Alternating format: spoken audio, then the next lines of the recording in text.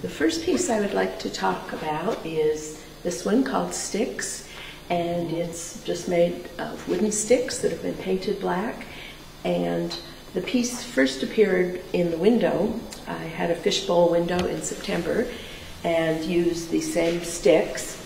And in that case, I had a mirror at each end, so the appearance was a little different. I'm thinking of this as drawing. The sticks are lines that I'm drawing, and then of course it becomes three-dimensional. In this format, in the gallery, it was a little different challenge to assemble the sticks and put them together. I do it arbitrarily each time, but with composing circular elements to keep the eye moving and putting emphasis with these particular little constructions from place to place. But the challenge of putting it up in the gallery was that I needed to wire everything together. What is the title of this again? This is called Sticks. Sticks. It's S-T-Y-X. And this piece inspired several of the other pieces in the show. The next piece I'd like to talk about is called Quadrangle, and I made 4 of these quadrangles. When I built the sticks, I was working with the frame, the sticks coming up from the floor and the ones hanging from the ceiling. And through that frame, I wove the other elements, the other smaller sticks and the constructions put together. So in this piece, I was trying to take that same idea of presenting a framework, a lattice, that you could look through and see the white spaces on the wall. Only this time I went back to using canvas because traditionally I paint, oil paint these on canvas. Are stapled, Pardon me? stapled and... No. Only sewing. I stitched everything together, had this spread out on the floor of my studio, and I tore strips of canvas, and I cut some of the shapes also. And as I was working on this, I was thinking of quilting because I used to make a lot of quilts. And so I decided to put in a couple elements from quilts, like some of the squares that I'd used in the past. And on this one, I deliberately kept the colors dark because I was working with the spaces between and having them be an important element of the painting, the white shapes that you see from the wall. I decided I would make these 2 pieces in horizontal format, the next 2 of the quadrangles, and because I'm traditionally a landscape painter, I was thinking of these in landscape terms. So in this one, I used a composition involving somewhat of a spiral, and I also cut out some shapes that were less regular than the squares in the other piece. These ones I was thinking of more as rock-like shapes. And the painting, I used many earth colors as well as this beautiful golden ochre by Gamblin Paints. It's a beautiful color, and it inspired me as well as the cadmium red deep, which I like a lot also, to kind of connect all these earth colors together. And I wanted the blue piece to be a contrast to that, so the compositional elements are more flowing. The strips are arranged differently so that there's more of a wave motion. It's more liquid, water-like, or sky-like, I guess, if you're thinking of landscape terms. Okay. The other 3 quadrangle pieces are painted in oil paint, and I usually work in oil. But for this one, I was running out of time, and I needed to finish it fairly quickly, so I used acrylic paint, which I had planned to limit the palette anyway. I was going back to some of the ideas from the first quadrangle where the spaces between the strips would be important. But here I decided that some of the strips would be white also, so that there's maybe a little bit of a disconnect between the white of the wall and then the white of some of the strips too. The contained, continuous black falls apart in places because some of the strips are also painted white.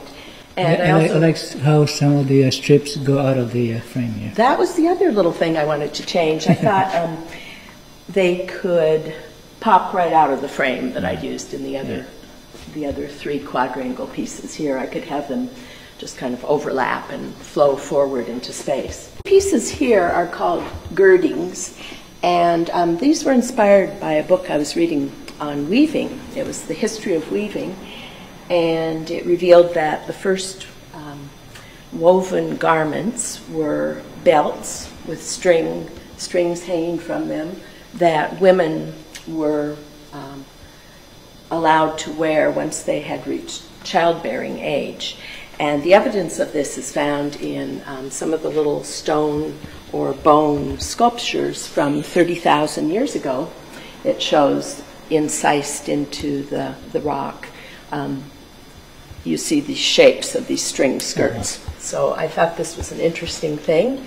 And I made the first one here using color. The second one is black, and to me reflects, again, back to those sticks with the shapes and the arc and some of the knotted areas where the joints come together. The pieces here have been confused by some people with maybe having something to do with fashion, but in fact I'm thinking of these more as figural pieces, maybe going back again to those Paleolithic representation of female figures where the form is abstracted. It doesn't necessarily have a head. I'm presenting them as presences, and a couple of these pieces, or in fact the 2 small ones in the window and these 2 on either side here, were started 15 years ago. I was doing a lot of quilting and sewing at that time, and I made these forms out of scraps, and I painted them much differently. I was using acrylic paint, painting in my basement, and Do you have a structure that holds this underneath, like a wire? This is muslin, but inside I have some buckram, that stiffening fabric, and I have some just fiberfill stuffing to make it puff out as though it's a presence. Yeah. And the third piece, the large one here, is based directly on a small earth goddess figure that I saw in Turkey when I visited last spring. And this piece was only a couple of inches high, but it was carved out of a dark blue stone, and it had abstract designs incised into the stone, and where the lines cut into the blue stone, they appeared white. And so I was just very impressed by this small figure. It was very powerful for being something that could fit into your hand. And here is just my representation of a Gaia type figure. Gaia is the name. This one's made out of canvas, and the other white one we'll look at in the far corner there. But these are both also inspired by my trip to Turkey, where I saw many ruins and ancient statues. And this one I call Muse because it's made out of strips of canvas, and it has the sense for artists, the bare canvas, or the canvas that has just been gessoed, is there, and then you need your muse to make you start painting something. So I'm just calling this piece, composed of canvas, Muse.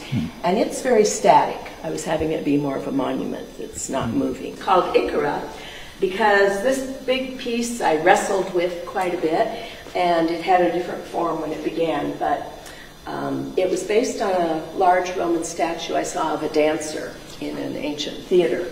And as I worked with it, I used the strips of canvas and the pieces of buckram, which is a netting that becomes solid.